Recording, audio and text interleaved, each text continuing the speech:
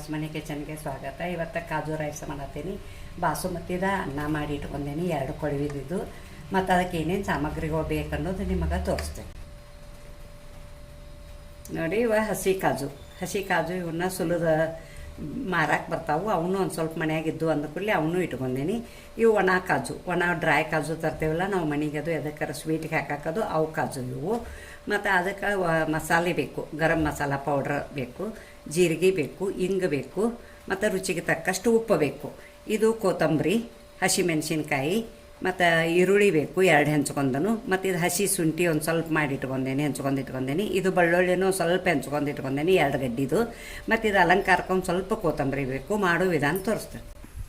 ಇವು ಮೆಣಸಿನ್ಕಾಯಿ ಮತ್ತು ಇದು ಕೊತ್ತಂಬರಿ ಸ್ವಲ್ಪ ಇದನ್ನು ಪೇಸ್ಟ್ ಮಾಡಿ ಇಟ್ಕೋತೀನಿ ನಾನು, ಯಾಕಂದರೆ ಎಲ್ಲಕ್ಕೂ ಅನ್ನಕ್ಕೆ ಹತ್ಕೋತೈತೆ ಅಂದ ಕೂಡಲೇ ಮಾಡಿ ತೋರಿಸ್ತೇನೆ ನಿಮಗೆ ನೋಡಿ. ಇದನ್ನು ಇಷ್ಟ ತುಪ್ಪ ಇಟ್ಕೊಂಡೆ ನೀನು, ದೊಡ್ಡ ಟೇಬಲ್ ಸ್ಪೂನ್ಲಿ ಒಂದು 4 ಸ್ಪೂನ್ ತುಪ್ಪ ಐತಿದ. ಮತ್ತು ಅದರಾಗ ಕಾಜು ಕರ್ಕೋತೇನೆ. ಇವನು ಒಣ ಕಾಜು ಕರ್ಕೋತೇನೆ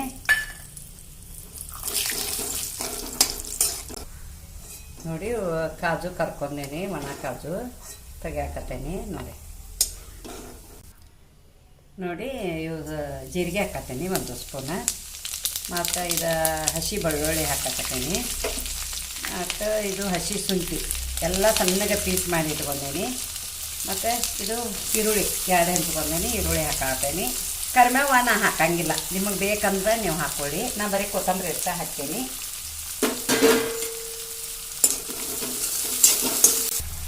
ಇವು ಹಸಿ ಕಾಜು ಅದಾವಲ್ಲ, ಅವು ಸ್ವಲ್ಪ ಎಣ್ಣೆಯಾಗ ಉಳ್ಳಾಗಡ್ಡ್ಯಾಗ ಫ್ರೈ ಹಾಕಾವು, ಅದಕ್ಕೆ ಅವನ್ನ ಹಸಿ ಕಾಜುನೂ ಸ್ವಲ್ಪ ಹಾಕ್ತೇನೆ.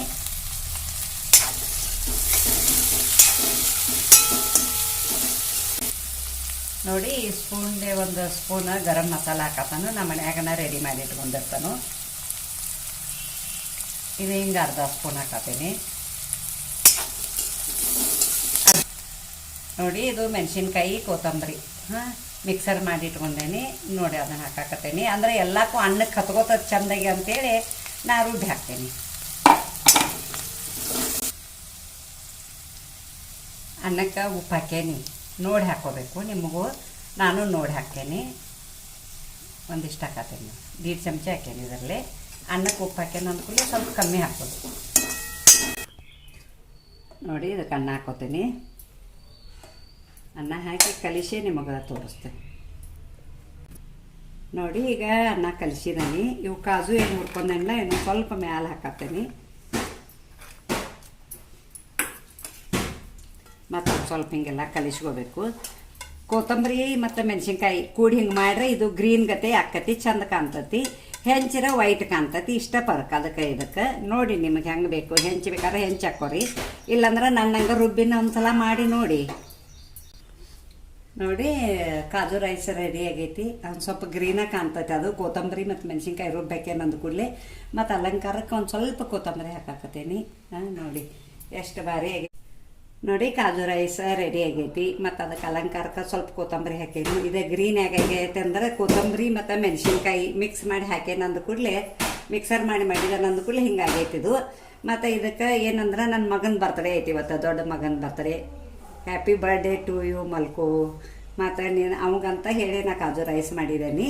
ಈ ಕಾಜು ರೈಸಕ್ಕೆ ಒಂದು ಲೈಕ್ ಕೊಡಿ, ಶೇರ್ ಮಾಡಿ, ಕಮೆಂಟ್ ಕೊಡಿ, ಸಬ್ಸ್ಕ್ರೈಬರ್ ಮಾಡಿ, ಪಕ್ಕದಲ್ಲಿ ಬೆಲ್ ಐಕಾನ್ ಮಾಡಿ. Thank you.